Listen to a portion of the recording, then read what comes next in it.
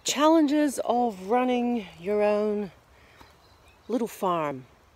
I only have 2 acres here at Elnor, but I have definitely met with my challenges, and I know it's lots of people, many people are wanting to go out and buy their own land these days, and I'm all for it.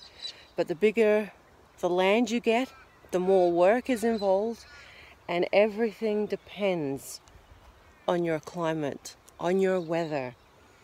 That is my biggest challenge out here, is understanding the seasons and understanding the flow of the weather for my area. And believe me, I have had my trials and tribulations, my challenges, blood, sweat and tears gone to waste. Oh God.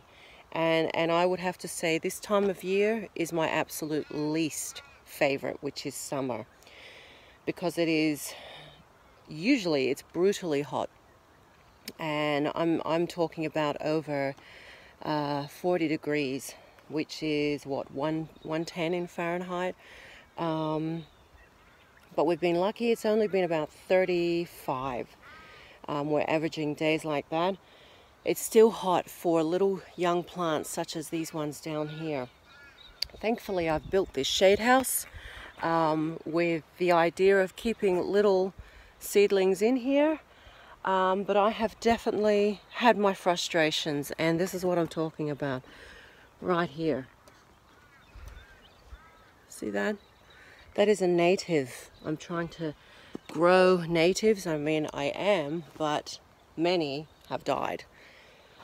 And that is trying to understand their conditions, what they like the best. Do they like a lot of moisture? Do they like just a dry soil? Do they like full sun when they're seedlings? You know, it's trying to learn and understand, and every seedling is different and requires different conditions for growth, for progression. So I have such a mixed bag down here. My vegetables don't mind overhead watering, whereas my natives down here hate it and they die. I have learnt the hard way. And then little things like this, you know, I have some bush bananas here, and although I have some cotyledons on those, you can see little growth. I come in when I planted them last week, only to find that the ants had eaten inside the seeds before the others had a chance to sprout out. So it's the constant challenge, and you know, I want nothing more than to grow, grow, grow. And when you are faced with setbacks, it's tough. You know, it's tough, but you've got to go on. And I'm saying it's not all dreamy. I mean, it could be, I guess, if you live in England. But then, of course, their hard season would be winter. Oh my gosh, I can't even imagine how hard that would be with a snowy winter. It'd be very hard. But on the upside, they would never have to use irrigation in the summer. Summertime is the most challenging for me, as in, of course, it's hot. But not only that, we have an abundance of mosquitoes, flies, insects, spiders, snakes, the whole jam. We have the whole jam.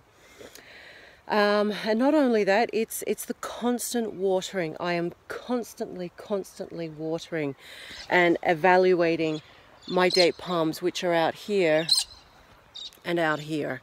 And I have learned a really big lesson this year, because I thought I was doing the right thing by putting down newspaper and weed mat around my baby date palms. Well, it was the worst thing I could have done, because no moisture from just the atmosphere could get or penetrate inside the soil, and underneath the newspaper and the weed mat, it was brittle, dry, and my poor date palms only got a little bit of water, and it wasn't enough. Their roots are too shallow, and they couldn't cope with the lack of water, even though I was out watering every week. It was because the surface area was so small. They needed more.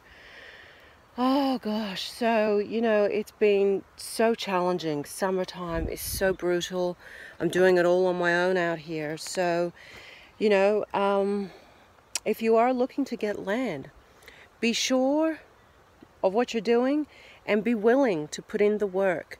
Be willing to learn about the seasons that you live in.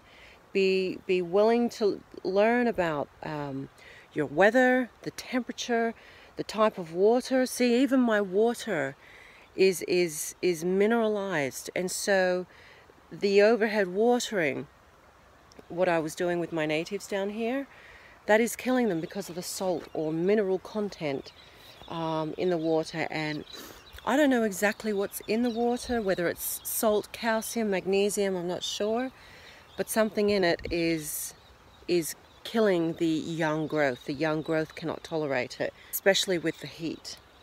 And so other plants can take it. My vegetables, no problem. And bigger plants, no problem. But the little ones don't like it at all. So, you know, if you're looking at doing it, it's knowing what's going to grow in your climate, knowing and understanding your seasons. And every year it changes. This year we have not had rain since mid-December, early December. I want to say in the bracket, if I can remember, December the 10th. We are now in mid-February, heading into the later part of February. We have had not one drop of rain, and if we've had a drop of rain, it's just been a blowover. Nothing. Like, I've woken up excited that it might rain, forecasted, you know, 5 to 10 mils, and I wake up and the ground is just dry. Oh God, it's been a brutal summer. Even though the temperatures haven't been so hot, there have been some scorcher days for sure, but I'm you know, I remember last year we had consecutive over 40 days for like 7 days, and it's brutal. I don't have air conditioning right now, which is fine because I go down in the cellar, but it's tough. It's tough, and it's hard work. But if you're willing to put in the hard work, if you're willing to give it a shot, and to take the punches, take the bruises, and you're happy to brush yourself off and keep going, you know, like all the small little rewards that you do find, that you do get, just encourage you to keep going. And especially if you're going to a piece of land that has nothing. That's what I've come to. A piece of land with no established trees. I have a 70-year-old peach tree, which I got one peach from this season, and I ate that the other night, and wow. I'm used to having a couple hundred peaches on that tree, and I had one this year. And the reason being is that I gave it a chop last year, probably a little too much. So I missed out on the peach season this year. You know, so that's one established tree. I had a couple of rosemary bushes, and one tiny fig tree that was, you know, almost dead, and I revived it, and she's out in the paddock doing well. So yeah, gosh, you know, it's tough, especially if you're on your own. I will say my challenging season is by far the summer, and I've been working towards the summer, hoping to prepare myself to the best of my ability.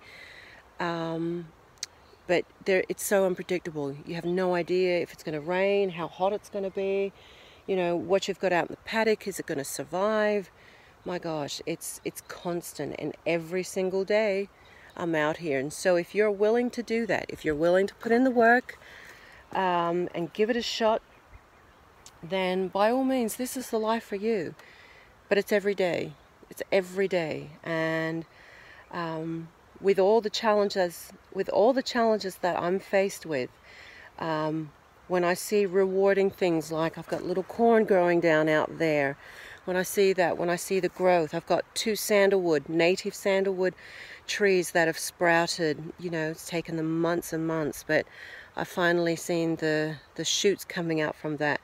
These things just give me a joy and a pleasure that's hard to match, and it just overrides all the other obstacles and challenges that I've been met with. So, you know, you gotta roll with it, you gotta flow with it, and you've got to learn.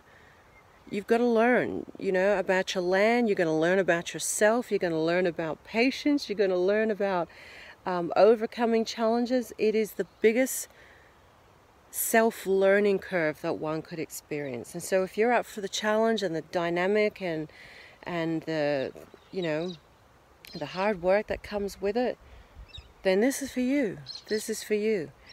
All the hard work that you put in the beginning, I am hoping to see the rewards in years and years to come. But it's setting it all up. It's getting it established. And then I can kick my feet up for a while and have a drink and relax and watch my peaches grow.